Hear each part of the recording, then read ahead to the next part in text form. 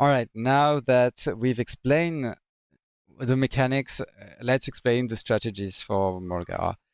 I will repeat a little bit of stuff that I said in the previous video because it's very important. But first of all, the pull needs to be done by the mage deck. It's extremely important, and it's one of the most important things that you, if you are not the mage tank, are not noticed by the mobs until they have noticed the mage. It's very, very important that the very first unit that gets targeted by all of these mobs is the mage. You can never afford to inch forward too much, to get noticed, to ass pull, anything. This cannot happen, otherwise we have to petri out. So the mage will go, like we're entering from this side, by the way, like right here. And this is Moon.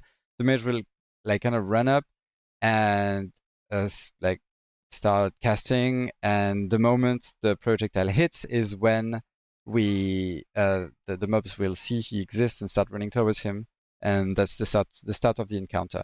If you are level 70, you can hug this wall and already go to this side if you are a part of the squad that is active over this part of the room, which is over there. So if you are squares tank, the healer for the square tank, or those two tanks, and yeah, and their respective misdirecting hunters, because we have misdirects going on the pool, and depending on the amount of hunters, we can also have a fourth and a fifth misdirect. So we start here. The mage pulls Moon. Then the hunters who are positioned will, only when the mobs are already in combat with the mage, send their misdirect onto the respective tanks, and the melees and the range will run to the middle-ish of the room. But as I said, you want to always make sure you are more than 20 yards away from this guy if you don't want to get one shot. As I said in the previous video, the no-go zone is 20 yards away from Moon, 30 yards away from Square, and also 10 yards away from Triangle when he is whirlwinding. And Moon could stay there the entire fight, or he could run up to here. He can also sometimes go there, which means that it's your responsibility to survive as everyone in the middle. And the tanks, if you see that Moon is getting too close, you want to drag those bosses further to make sure that the DPS and healers can have a safe zone. So, yep. As a reminder, if you are a pet, or maybe even totems, to be honest, we don't know, sometimes he still does that when there's totems at less than 30 yards, he will use Arcane Explosion, which will deal heavy damage, knock you very far away into a direction, and reset his threat, which is chaotic, terrible, and everything we don't want to see happen. If you get knocked by the Arcane Explosion into the Whirlwind or into the Blast Wave, you most likely are dead. So if that happens, you want to instantly petri. If you are death coiled by X into one of the no-go zones, you want to petri as well. Okay, so the kill order is Skull into X.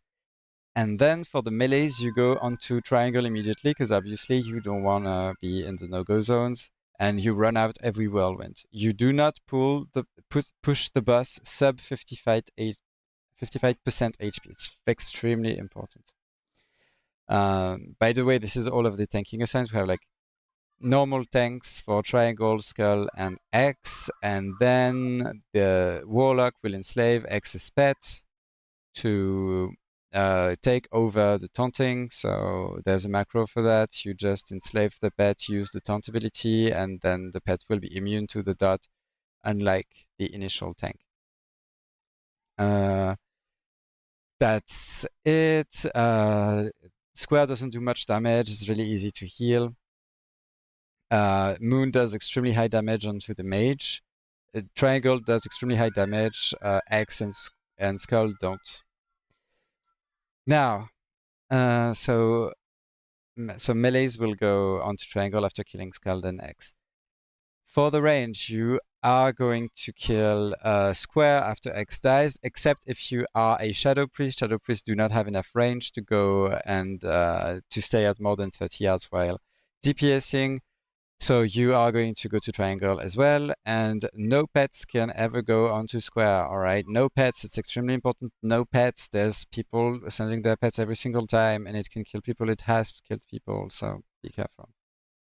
Now, after square dies, kill moon, and when moon is dead, everyone goes onto triangle. And also, I will repeat it, do not ever dispel moon. So no arcane shot, no purge, no nothing, no dispel. This can never happen, because if you dispel shield, the mage cannot spell steal it, and he dies, and you've killed your tank. We need to patriarch. So no dispels on moon. Now, for triangle, we also need a fear ward, by the way, before the pull, and we will refresh the fear ward after he gets sub 50% HP. That's when he enrages. During the enrage, he loses his whirlwind ability, does half damage per auto attack, but he will attack twice as fast. And he also will start AoE fearing at 10 yards-ish or 8 yards around him. And so that's when you want to refresh the fear. And after 25-ish seconds or 30, he gains the... so 25 to 30 seconds after enraging, he will gain the charge ability that will reset his threat upon landing onto his target, and most likely will one-shot people and cleave the raid. So he needs to be killed before 25 to 30 seconds after enrage. However, if that happens, we have a new strategy for this, but I will explain it in another video. So that's the normal fight. That was it for Maulgar.